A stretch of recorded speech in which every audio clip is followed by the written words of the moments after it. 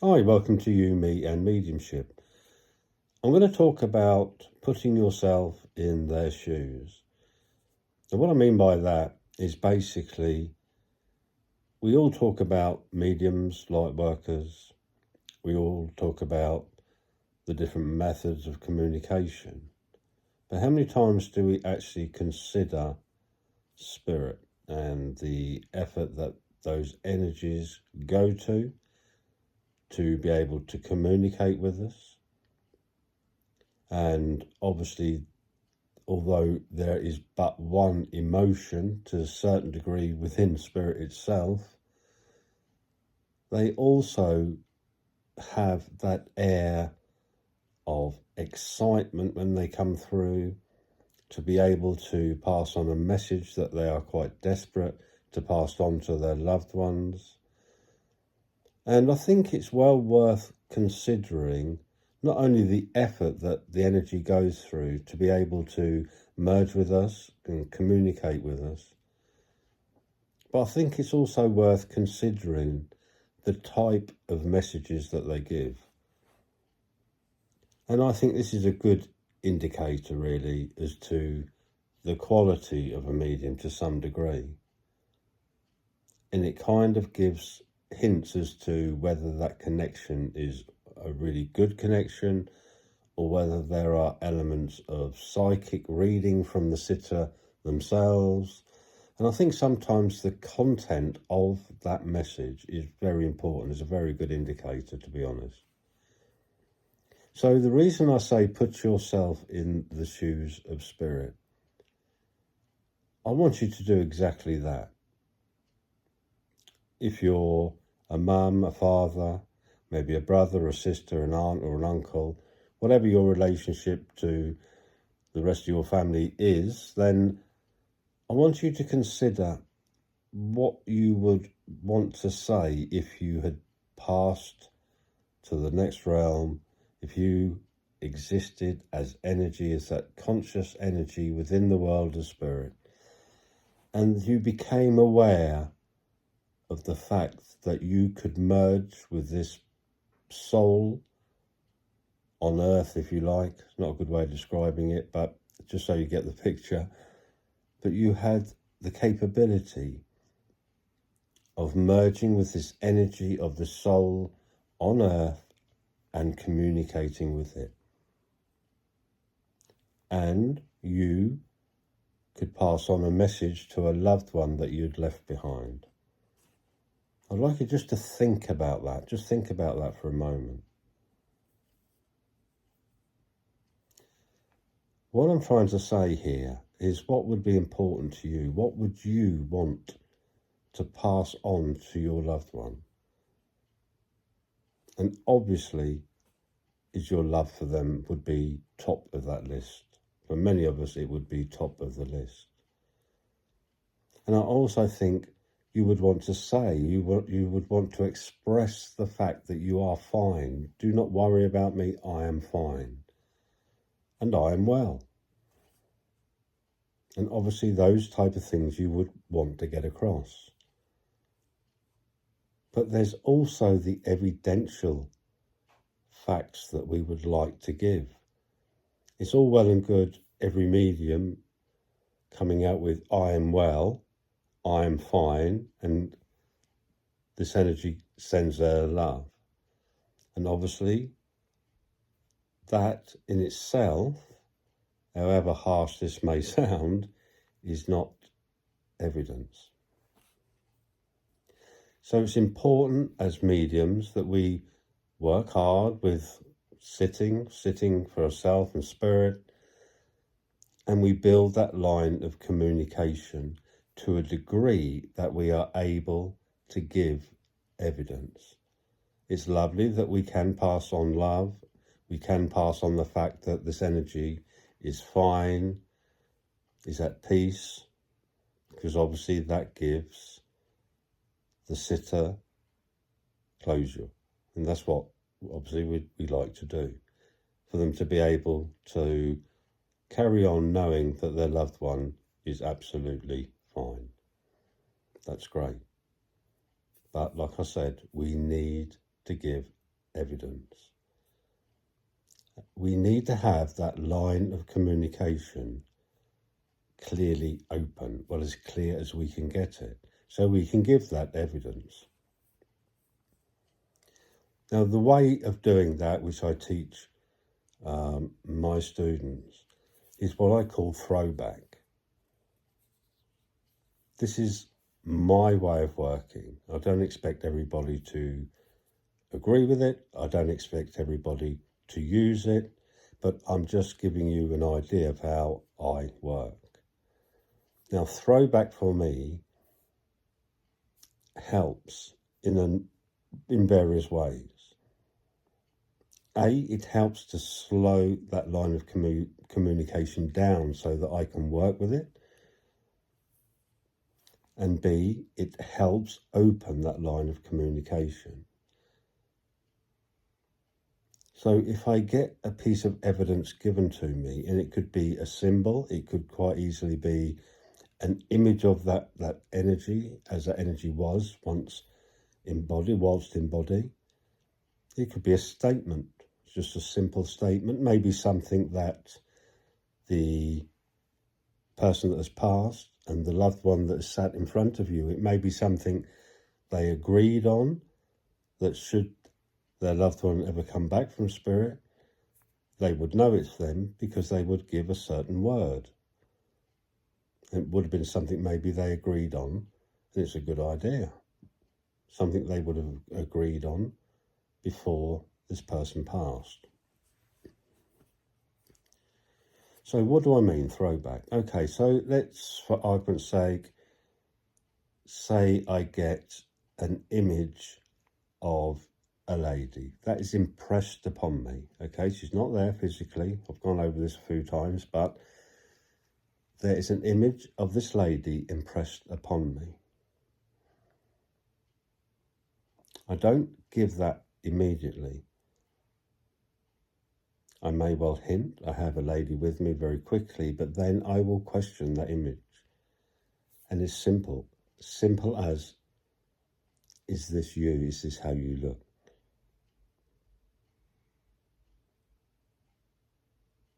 By doing that, I will receive a reply. Well, fingers crossed I will. So I've thrown that image back. I know that sounds, again, a bit harsh, but is this how you looked before you passed? Is this a younger you? And wait, and this speeds up over time as you get used to working this way. And communication is a two-way thing. When we talk of spirit communication, that does not mean you're sat there receiving images, statements, whatever. That is not communication. That's receiving. And we're not here to just receive. We need to open that line of communication with the energy that has merged with us. So it's important to help with that line of communication and to help with that mergence of energies, so that that energy of self with the energy of spirit, it's important that they merge well enough for you to be able to communicate not only with them, but them to be able to communicate with you. So if you get something, an image, a statement, and you can sometimes, you must ask questions of this image or this statement. So if for argument's sake, this is lady, you've got this lady here, and you've got that sense of mum, don't just rely on that sense of mum. Ask, is this mum?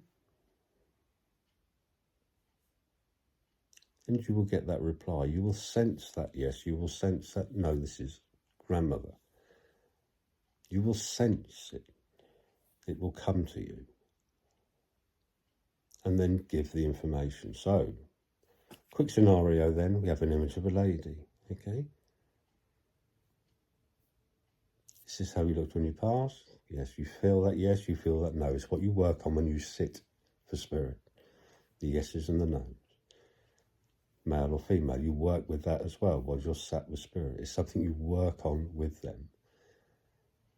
Then, is this mum? You will sense that yes, you will sense that no. If you sense a no, throw back. Is this grandmother? And ask. Don't ask the sitter. You're not there to ask questions. You are there to give evidence. Ask the energy that is merging with you. You sense that, yes, it's grandmother. So you can give that to your sister. Okay, I've got a lady. You can then describe her, how she looks to you. And you can say, this is grandmother. I believe this is your grandmother. You are giving evidence. You can ask, how did you pass? If that's not coming through, can you give me an idea maybe of how you passed? And maybe she will, maybe she won't. You do not control them. That is, like the information that they give is obviously their choice. So obviously, if that connection is good and you're getting a lot of information come through, just throw back now and again when you can. But it will help to slow that line of communication down, because sometimes you can get an awful lot of information very, very quickly. So if you get, say, 6 images coming through, one after the other, instead of you continually just throwing what you're seeing to your sitter, you imagine sat there and the medium is going elephant, banana, England. And this is just a jumbled up mess. It is communication that you are looking for. So if that image of that elephant came through initially, ask what it means. What does this mean? Don't just go elephant to your sitter, because they'll probably get out and walk out, I think. But so what you need to do is communicate, basically. So when the image comes in, ask what that image means. Ask, it's communication. And I've said this a million times before. It's no different than talking to your friend. We are talking of a conscious energy that once was housed within body. That's the only difference. Yes, they have a different understanding to what we have. They have a different understanding of life to what we have to a certain degree. But it's no different than talking to your friend. If your friend stood there talking away and you never said a word, they would think you very rude. So don't do that to spirit. Work with spirit. Open that line of communication, because the more you open it, the clearer the imagery, what you are given, the statements you are given, the sense of sound that you are given, the clearer they become. And get used to working that way. And if you sense that word of England, don't just say England. Throwback. Did you live in England? Yes. Okay, I've got a lady here. She lived in England, which is obviously important if you are doing a sitting for somebody in another country and their mum or grandmother happened to live in England, and I've got a lady here. Okay, you give the description. These are all things you've questioned, you've thrown them back. Okay, she's telling me she lived in England. This is mum, do you understand? This is all clear information that you are giving. You are giving evidence. Not just a string of images, a string of statements. This is a conversation with spirit, and this is what you want to be aiming for in order to be able to get crisper, clearer information. Open that line of communication. Remember that word, communication. This is not take. This is a conversation. So just try and remember and give it a try. So when you're doing your next sitting, if you struggle sometimes with holding on to that line of communication, it's a good way of holding on to it, is by throwing back. I call it throwback. You can call it obviously what you like, questioning, whatever. But it's just how I describe it to my students who I work with, just to help them hold on to that line of communication, to help them get more clarity in the information that they are giving. So it's important that we give evidence. So, yeah, put yourself in spirit shoes. So you can imagine trying to have a conversation with the medium who totally just repeats what you say. We need evidence. So what would you say to your loved one? And one thing we hear time and time again, oh, you're going to change your job. Oh, you're moving house. Oh, don't stay with him, her. They're not good for you. Or, oh, he's a lovely guy. She's a lovely lady. Blah, blah, blah, blah. What would Mum want to say to you when she managed to open that line of communication with the medium that sat before you? What would she want to say? And like I said before, obviously she'd want to pass her love on. She'd want to tell you she's fine. But there are things that she would want to say. And it's certainly, I would very much doubt if she'd want to talk about your love life, your job and your moving house. I'm sure there are many memories and things that she would want to bring up and pass on to you. Things that she's very fond of. Things that you experienced together. They're the things she'd want to talk about, because she's well aware as well that we need to prove who she is. She's well aware of that. She has worn the t-shirt of life. She's been here. She knows what a medium is. She knows what a medium does. And she would want to make sure that her son, her daughter, her loved one knows 100% that that is her. She may well at some point want to talk about, if you are moving house, then obviously she would want you to be aware that she knows you are. If you're in a bad relationship, she may well have something to say about that. So I'm not saying this will never ever come up, but it is certainly not something that a mum will put as a priority when she speaks to her loved one that she has left behind.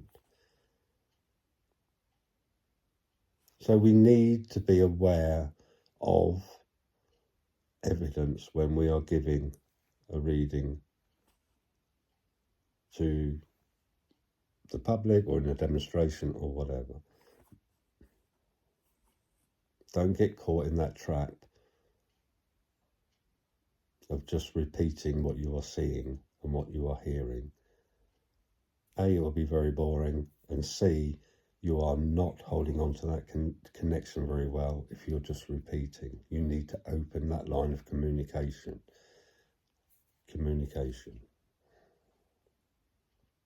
So we're talking of energy that has lived a life, many lives in many cases. And we're talking about an energy, a conscious energy that has experienced. It is aware. And it is aware of the difficulties of communication. It too has to work around those difficulties of communication. And most of those difficulties kind of, I guess, are around the vibrational side of that line of communication, because everything is done upon an energy vibration. Just like thought is a vibration, sound is a vibration, light is a vibration. And it is upon those vibrations that they communicate with us. And obviously their vibration is a lot faster, a lot quicker than our own. So we have two things going on. We have that energy within self, the energy within that medium is expanding, is trying to vibrate quicker than the norm. Spirit are doing the opposite. They are trying to slow down a vibration whilst they merge with us so that we can pick up on what it is they are trying to tell us. So it's two energies working very hard together. It is a group effort. So we don't just sit there like a lemon and expect. That's why I say, when you're sitting for self, for my new watchers, I mean sitting in the power, but I tend to use sitting for self as an expression rather than sitting in the power. So whilst you're sitting for self, you are expanding, you are learning to put out that light, not the artificial one that you hear so much about. I'm talking about the light of love and the light of intent from within self. That is the light that you are expanding, not one out the top of your head or out your chest or whatever. Because your light of intent, your light of love, your light of self, spirit, self energy is what spirit will see and work with. And by sitting for self, that is what spirit will be working with to help open that line of communication. That is what they will be merging with. They are not looking for any artificial imaginary lights, because believe me, they will not see them. They will not sense them. They will not know they are there. But that vibration of love and light from within you, that vibration of intent, is what they will be drawn to and what they will work with. So we must always give thanks, because they work just as hard as we do. We may well sit every day of the week for half an hour, or what have you, but they are working away with us. They too want that line of communication to be clear. They too want us to give to give evidence. It's important to them, just as it is important to us to want to give good, clear evidence. So when I say put yourself in their shoes, that's what I mean. And one way of being respectful is to communicate. It doesn't mean when we throw something back, and that is a little bit harsh, I know, but it doesn't mean when we throw something back that we are disbelieving what we are hearing. We are just controlling that communication. We are slowing it down, and we are asking for more evidence. So instead of just repeating what you are seeing, you are questioning to a degree what you are seeing, so that you can give that piece of evidence in a clearer way. So imagine that. Instead of saying, I have a female here, you can say to your sitter, I have a female here, and this, I believe, is your mother. This, I believe, is your grandmother. She may not wish to give the reason of how she passed. She may well be quite comfortable with giving the reason as to why she passed. We do not control the evidence, just the same as we do not control who comes through. I do not personally, and you work how you wish to work, that is fine, I respect that. I do not personally believe in asking your sitter who they wish to communicate with, because we do not have the right to ask a specific energy to come through. You've all heard that term, waking the dead. And it's something that people throw at us all the time. It is wrong to wake the dead. Firstly, they're not asleep. But secondly, what we must do is we must give spirit the choice if they wish to come through. So anyone who asks a sitter who they want to speak to, I think you are going down the wrong road with that. Because in a way, you are kind of saying, I'm trying to wake the dead, because you are asking for a particular energy to come through. And we do not have the right to do that. And the spirit itself, that conscious energy, that loved one, will merge with us if it so wishes. We do not ask for a specific one. We just allow whatever energy wishes to come through and communicate with us. We allow that to happen. They are in control of that, not us. And obviously there is this scenario that we can ask for who we like, and if they don't wish to come through, they won't. But it amazes me that the number of people that will ask the sitter who they wish to communicate with, and they always get that one. You make of that what you wish to make of that. But how often do you hear that medium turn around and say, sorry, I can't, I'm not getting anything from that particular person, that particular soul? Because in reality, that is probably what would happen. But you don't hear that. They always seem to get that particular energy that the sitter has asked for. I'm more than happy to do a reading for a sitter and give them the evidence that comes through to me from whoever happens to merge with me on that particular, in that particular moment in time. If it is not the person that they had wished that had come through, then I explain that. I apologise, but that is not my job. I do not control what energy comes through. That is an honest answer, in my opinion. We cannot control that. So take a few moments when you can, every now and again, and just think of what you would do if you stood in the shoes of spirit. What would you do? What would be the thing you would want to say to your son, your daughter, or maybe parents if you left early?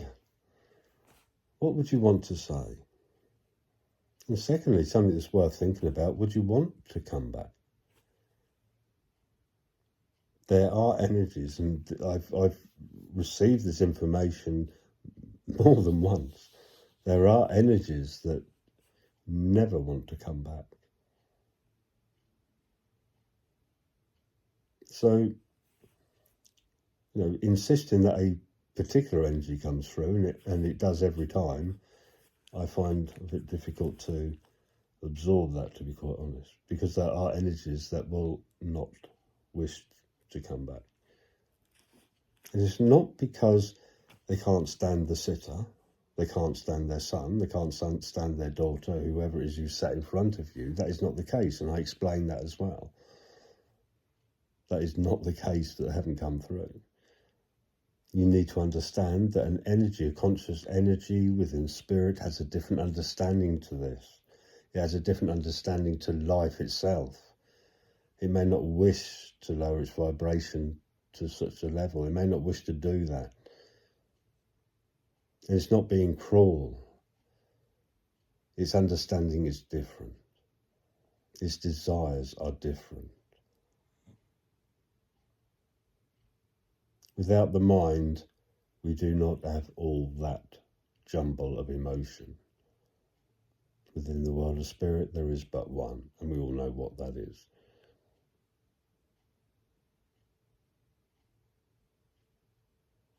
So I'm going to leave you with that. Probably rocked a few boats, I guess, but that's for me. Like I was talking to the lady last night. This is just many years of understanding, of listening, of asking questions of spirit. This is what I have, or the information that I have gathered, that I have learned. I've made many mistakes, and I've learned from those mistakes. And most importantly, just be you and work from self, because you won't go wrong. So I'm not saying I'm right about everything. I'm definitely not saying that at all. I can only repeat what I understand and what I have communicated with and understood on that line of communication with spirit. I can only just repeat that. I'm not saying that everything I pick up, I sense, I am told, but I have interpreted in the correct way. I may well not have done, but I spend a lot of time going over the writing of the communications that I've had to make sure that I've understood them, because sometimes initially I do not,